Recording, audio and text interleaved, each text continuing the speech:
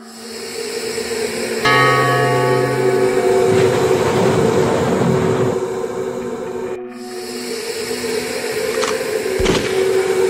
कहानी के सभी पात्र काल्पनिक है। इसका किसी भी व्यक्ति स्थान से कोई संबंध नहीं है। ये चैनल केवल मनोरंजन के लिए बनाया गया है। कहीं मैंने सुना था कि आत्मा होती है और वह अपने आसपास मौजूद हो सकती है। दोस्तों, यह बात लगभग 15 साल पुरानी है। हम विट्ठलपुर गांव में रहने के लिए आए थे। ऐसे में यहाँ एक किराए के मकान में रहने वाले थे। पिताजी की नौकरी के लिए हमें हमेशा नई नई जगह पर जाकर रहने का मौका मिला। मेरे पिताजी शिक्षा विभाग में कार्यरत थे। नया गांव, नए लोगों से मिलने का अवसर मिलता।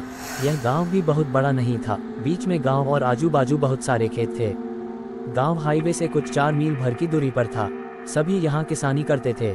यहाँ एक स्कूल था जिसमें मैंने दाखिला लिया। यह स्कूल गांव से बाहर खेतों के बीच में ही था। हम जब से इस गांव में रहने आए थे तब से भूतों के बारे में बात हमेशा से ही सुनी है, पर कभी देखा नहीं था, इसलिए हम भी उसको मजाक में सुन लेते थे। अब ठंड चालू हो गई थी। छोटा गांव होने से लोग जल्दी खा के सो जाते थे। कुछ लोग रात को आग जलाकर रखते ताकि घर को गर्म रख सके। वैसे उस वक्त स्मार्टफोन नहीं थे और न ही इंटरनेट था। लोगों के पास मनोरंजन का टीवी के अलावा कोई दूसरा साधन नहीं था।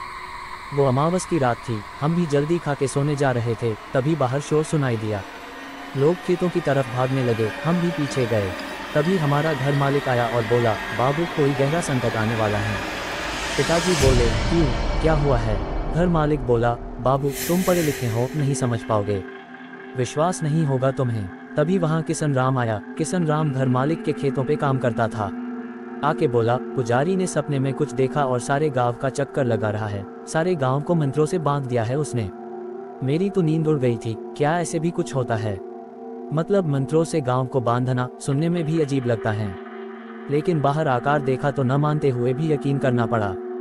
देखा कि दूर खेतों में से जलती आग जा रही थी। सब लोग डरे हुए थे, न जाने कल क्या होने वाला था। हम सब वापस घर लौट के तो आ गए, पर मन में एक ही सवाल था कि ऐसा क्या हुआ कि पुजारी को ऐसे करना पड़ा।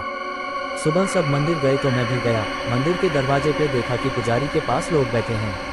पुजारी बार बार पूछे जाने पर एक ही बात कर रहा था, स्कूल स्कूल स्कूल, इसका क्या मतलब है? सबका यही सवाल था। अभी लग रहा था कि पुजारी नहीं बचेगा। डॉक्टर को बुलाने कोई गया था, पर तब तक देर हो चुकी थी। पुजारी नहीं रहा।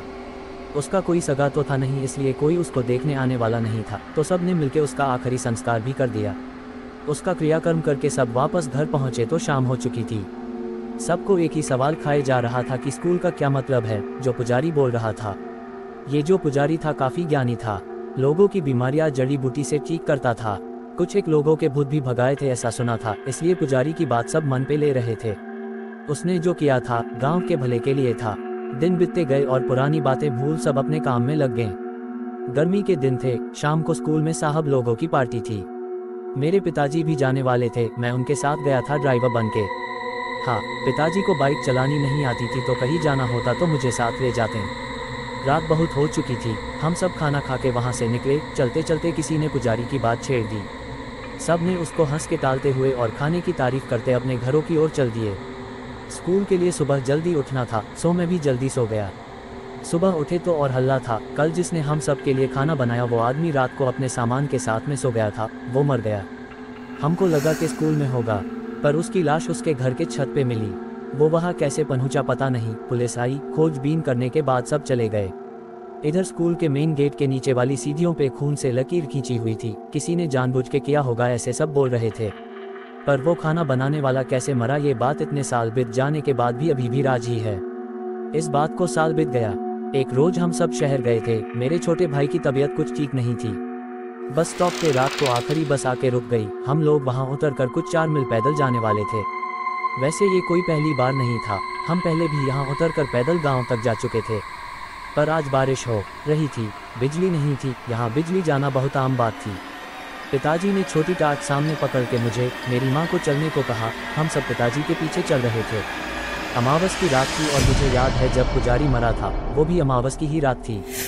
कहते हैं कि अमावस की रात और रात की कुछ घड़ियों का बहुत गहरा संबंध होता है। इसमें भूत पिशाच बहुत ताकतवर होते हैं। अपनी अधूरी इच्छा को पूर्ण करने वो निकल जाते हैं और उनके रास्ते में जो अड़े आता है उनको वो नुकसान पहुंचाते हैं। लेकिन ये सब बातें सुनी सुनाई है। मेरी दादी भी ऐसे ही हम सबको कहानियों में सुनाती थी। तो अंधेरे में रास्ता निकालते हम आगे बढ़ रहे थे। रास्ता कीचड़ से भरा था। शायद रास्ते का काम चालू था। स्कूल से आते ही पिताजी चौंक गए। माँ ने पूछा, क्या हुआ?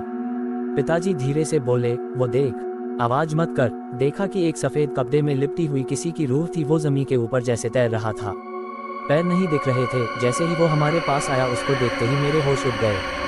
उसका चेहरा इतना भयानक था कि सांसें अटक गई मेरी। पिताजी साथ में थे, इसलिए शायद मैं जिंदा था, वरना मैं तो मर ही गया था। लगा कि हम सब अब मरने वाले हैं। पिताजी और माँ भगवान का नाम ले रहे थे। छोटा भाई रो रहा था और मैं भी। कुछ समझ नहीं आ रहा था। हम आगे जाने की कोशिश कर रहे थे कि यहाँ से जैसे तैसे भाग जाए, पर जा नहीं पा रहे थे। हमको बांध दिया गया था वहाँ। हम सब चीख रहे थे, पर उस अंधेरे में हमारी सुनने वाला कोई नहीं था। आगे जैसे मौत दिख रही थी। थोड़ी देर में हमारी चीख भी निकलना बंद हो गई। अचानक सब शांत हो गया था और बिजली भी आ गई। रास्ते की बत्तियां जल चुकी थी। हम सब की जान में जान आई। शायद भगवान ने हमारी सुन ली थी। वैसे ही वो आत्मा स्कूल की तरफ चली गई।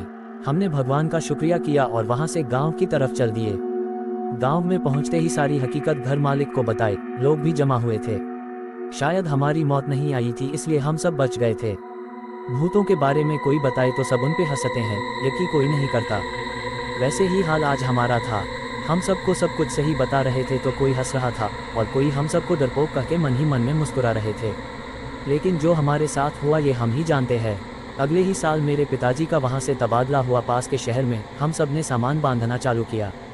मेरे सारे पुराने दोस्त मुझे अलविदा कहने आए थे। रोते हुए मैंने सबको अलविदा कहा और सामान से भरी गाड़ी वहाँ से निकली। हम सब ने उस स्कूल को आखिरी बार गाड़ी से ही देखा और उस जगह को भी जहाँ हमारे साथ वो घटना हुई थी। हम सब ने अपनी आंखों से मौत को करीब से देखा था।